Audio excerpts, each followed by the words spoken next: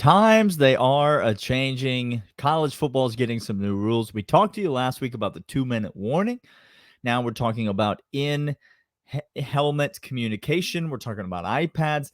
Does it make Georgia better? That's all we care about today on the Locked On Bulldogs podcast.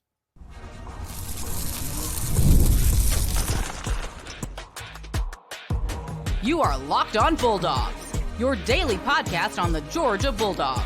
Part of the Locked On Podcast Network, your team every day. Welcome back, everybody. This is Locked On Bulldogs. Thanks for making us your first listen every day or that are with us. We appreciate you all. Today's episode is brought to you by FanDuel, FanDuel.com. More on them in a second. He is Daniel. I am Clint. Locked On Bulldogs here with you. We cover Georgia football like fans do every single day. We're glad that you guys are here. Season is getting up and going. We are almost at fall camp. We did that yesterday. Some storylines to look at. I have a feeling we'll be revisiting that next week. Clint. I got more storylines. You understand? Like I've got more. Really quick, we'll count down a quick agenda. We're talking about the new technology additions, headsets, iPads, as well as maybe a little. I'm going to sneak in a third one. But how does this help Georgia? How does it change college football? What does it do for Kirby Smart and the team? And so ramifications with that. But just really quick, can I just run down all the storylines for fall that we're going to be talking about really quick? Revamp linebacker core. Uber talented defensive backs being coached up and playing for the first time. Malachi starts season. Young defensive backs. Yeah. Young defensive backs. Just Michael Williams positional switch. Oscar Delp taking Brock Bowers' shoes. Wide receiver transfer. ETN. Carson Beck, and an offensive line that is just stacked all the way. The storylines write themselves, Daniel. We'll be talking about. They abound. They abound. There's a lot to cover. But yeah, today we're going to move past fall camp. We're going to look into the regular season. College football gets new rule changes. There's the 2-minute warning, which we already covered in a previous episode. Today, we're going to talk about sort of the rest of the rule changes, the main of which being the communication, the technology. The technology includes the use of iPads on the sidelines. You see this in the NFL with the Microsoft Surface or whatever the heck kind of tablet they're using. And the quarterbacks and coordinators sitting on the bench next to each other, diagnosing plays after they come off the field. You're going to be seeing that all across college football this year. You're going to be seeing kids sitting there looking at iPads. There are less whiteboards to kick now. I think that's a big story in college football. I think the Jeremy Pruitts and Will Muschamps of the world are They hate this rule. They hate this rule change because it means less things that they can lay hands on in an aggressive and violent manner. You said Jeremy Pruitt, and you know what image came to my head when you said Jeremy Pruitt, don't you? The trash can? No, not the trash can. Him with the mask pulled up over his. That's the one. Yeah. Oh man. Go Google there wasn't a lot of great things about 2020 and 2021. Like we didn't have a lot to cheer about and celebrate. That was one. That was something that I enjoyed. Okay. So there's going to be iPads on the sideline, and paired with that, there's going to be in-helmet communication. So one player on each team is going to have a helmet that includes the ability to communicate in with the coaching staff. I assume there'll be rules on that in terms of when there'll be a cutoff clock of when they're allowed, the communication will be allowed to start, when it'll be allowed to stop. But let me start here, Clint. These are just some big picture thoughts. Well, let me first take UG out of the equation. Okay. What are your big picture thoughts? What does this do for you in terms of college football? Do you like it? Do you not like it? Does it do anything for you, and why? Anything, just really quick, as a fan and the experience side of it, anything to rid ourselves of the shield that has to go up in front of coaches play calling on the sidelines to all the players and limits my view of the product on the field from the TV. Anything that has that removed, I'm here for.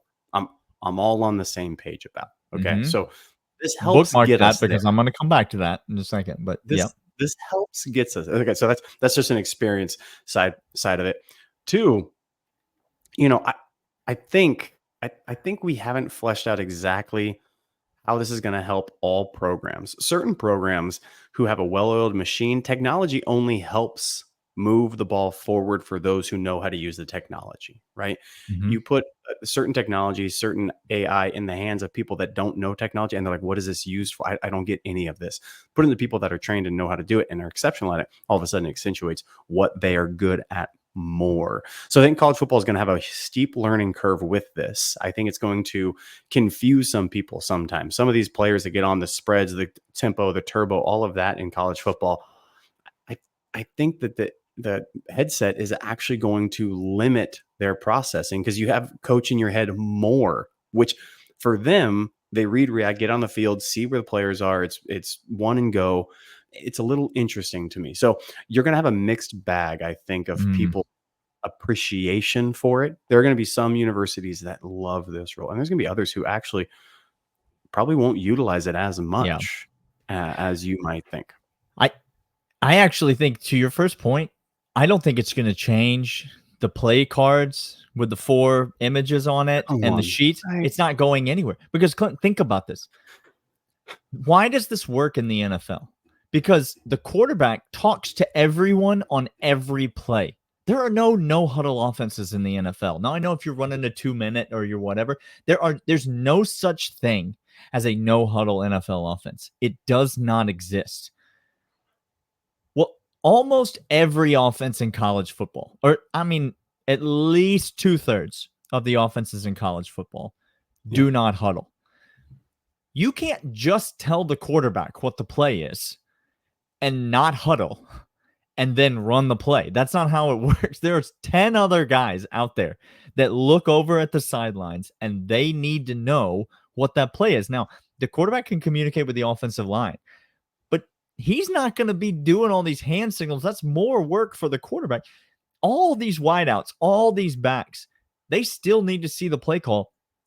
I don't think it's going to get used on offense nearly as much as people think it's going to get used because, again, you try to turn college football into the NFL, and that's all well and good. Do you know why every team huddles on every play in the NFL? It's really quite simple. It is. Because in the NFL, all the teams are pretty much the same level of talent. Now I know you're going to like some teams are better than others and some teams finish, they finish with 2 wins and some teams finish with 14 wins or whatever. All those teams are pretty much equally talented across the board. Except for the Falcons. That goes without saying. I think everyone listening already knew that. Okay, just making sure. In college football, do you know why teams run hurry up offenses? Do you know why Gus Malzahn exists as a human person? It's because why he still has employable talents. It's because some teams are not as talented as other teams. Most teams are not as talented as other teams, and therefore they need something in order to maximize their talent level. That ain't going anywhere, guys, because UCF still has to play all the other teams in the Big 12. Like, they still have to go play Oklahoma State, and guess what? Oklahoma State has a bunch more talented players than UCF does. And you're just hoping up-tempo catches somebody off guard. There's miscommunication. You don't have to be able to do that. Yeah, that's what I mean. Like, those who can use the technology will use it. Those who don't want to or can't, or it's not going to be helpful across the board. It's going to be very unique. But is it going to be helpful for Georgia? That's what we're here to talk about, and that's what we're going to get into right after this. And this is, in fact, eBay Motors. eBay Motors, millions of parts for your MVP. Whether you ride or die is a car, SUV, truck. It doesn't matter. Make, model, foreign, domestic. eBay. Or if it's an old car, Clint. Exclusively, Daniel and I expertise are in older vehicles, and they have plenty of parts to change. They got all them parts. Windshield, oil pan, whatever it is that you need. Maybe you spilled oil on a good friend's driveway recently, and you need to pick up some parts in order to just keep that from happening again. eBay Motors is where it's at. You put your make, your model into the system, and it lets you know this is guaranteed to fit. And if it doesn't fit, guess what? eBay Motors got you taken care of with the right part, the right fit, the right price every single time. eBay Motors guaranteed fit, only available for U.S. customers, helps you get the most out of your ride or die. ebaymotors.com. Okay, so oil spills aside, and Yeah. toxins into the tributaries that reside in Tennessee, just a small fraction. Let's talk we're not about here to why talk this is good news for Georgia, Clint. Okay, this is good news for Georgia. Go ahead. Let me start. This is good news for Georgia. Period. Let's start there. Okay. Overall, I got some reasons for segment 3. Stay tuned to segment 3. I've got some reasons why I don't think this is going to really help Georgia all that much. Overall, you're correct. Just in a general sense, it is good. Here's the first reason is good this year, now. Okay. We have Carson Beck at quarterback. Carson Beck. Interesting. Explain what you mean. He commands the field. Mike Bobo is an exacting, detail-oriented man. The playbook is at his disposal. Getting information and concepts into Carson Beck, it's not going to be the play call that I care about at all in this communication system, Daniel. Because remember, we are talking about the iPads as well. We're talking about not just the in-helmet communication, which Carson Beck will be wearing, but it's the iPads as well. Yes. Getting Carson Beck, having a conversation with him on the sideline, using the technology, using the iPad, more information to this kid is better. Certain people, more information, real bad. Now, this is I am making no statement of anything other than raw ability and how they process. Lamar Jackson, you want his reaction to be instantaneous. You just want him on the field and going, because what he does is exceptionally special. It's incredible. Carson Beck, his personality, a little bit more cerebral. 2 exceptional quarterbacks, 2 talented people that win games. Carson Beck has long been chill, reserved, wants that, desires that. Mike Bobo and staff has that ability now, Daniel. So it's not so much the play calling, it's the other technology that gets him more information, which I really appreciate. Yeah, I think I said this on the 2-minute warning episode, and I'll say it again here. Anything that allows our coaches to coach our players or communicate information to our players more is better for Georgia than it is for any other team in America. Why? Because no coaching staff in America has better coaches than the University of Georgia. Period. And if you disagree with that, ask yourself this question. Did my school try to retain a coach on Georgia's staff as a defensive coordinator, and he left to be a co-defensive coordinator at Georgia? Took a demotion. And if the answer to that question is yes, then you're an Alabama fan and you can just slide off on into the sunset. Georgia has better coaches than anyone in the country. Reason B, though, is because Kirby Smart is more detail-oriented in this type of way. He is more anal in this way than any other coach in the country. He's wound up so tight, and he is a perfectionist to the nth degree, meaning he's going to find a way to maximize the impact that he is allowed to have with these new rule changes. Every second of communication is going to be thoughtfully crafted. So it is better for Georgia than it is for any other program because we have better coaches. That's right. Secondly, to go alongside of that, I will say I see this being a huge asset for Georgia on the defensive side of the ball, particularly. And I'm talking about the in-helmet communication because the offense at Georgia actually huddles more than some offenses in college football. And so Carson Beck's going to be able to communicate and talk through things and blah, blah, blah. But defensively, there's communication happening all the time. And so whoever's wearing this in-helmet communication is going to be getting messages constantly. And they're going to be passing those off like, hey, tell KJ Bolden that when he goes in motion, he needs to take 3 steps back immediately because it's a go route down the right-hand sideline. Like that kind of thing is going to be coming in over the years all the time. All the time. And there's every no time one you look at oriented than Kirby on that. Every time you look at Kirby Smart on the sideline, Daniel, and he is jumping up and down, screaming. Yeah. Screaming, hooping and hollering, trying to get people's attention to get them over to listen to what he's doing. Every time there's a timeout, it is come to me quick. It is come to me quick. He's holding his headset, trying not to scream into the thing. He's pacing up and down the sideline, talking to his coaches all the time. This guy is so freaking control freak when it comes to details on this. Now he doesn't have to wait for those impromptu moments. Now he can just start feeding little things, little tidbits. Every time he hears something, he's immediately in the headset to whoever's on the mic. Yep. And the person on the mic is just monkey hear, monkey say, right there's a little assistant up there, right? Yeah. Just transcribing every single word and passing notes on over to Bobo or notes on over to whoever it is. Yeah. 24/7.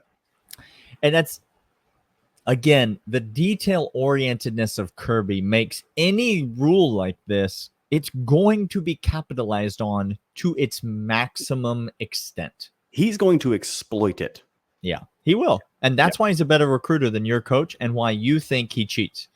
100%. Because he just does it better than anyone else. All right, we're going to come back, and I'm not sure if Clint has any reasons, but I've got some reasons why I don't think this is going to help the University of Georgia all that much, and we're going to get to it right after this.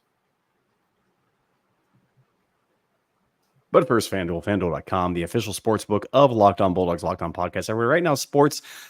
Look, y'all, we are suffering. It's a hard time to be here. We got the Olympics helping us out, which is great. It's fantastic. Go watch, go USA. We appreciate that in totality. We have some golf events that have been hit and miss here and there and some excitement.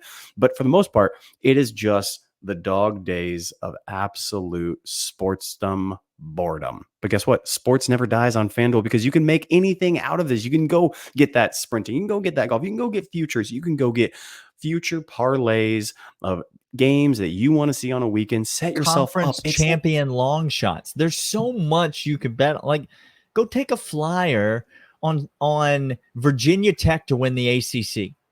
Why? Sure. Virginia Tech might come up and win the ACC this year.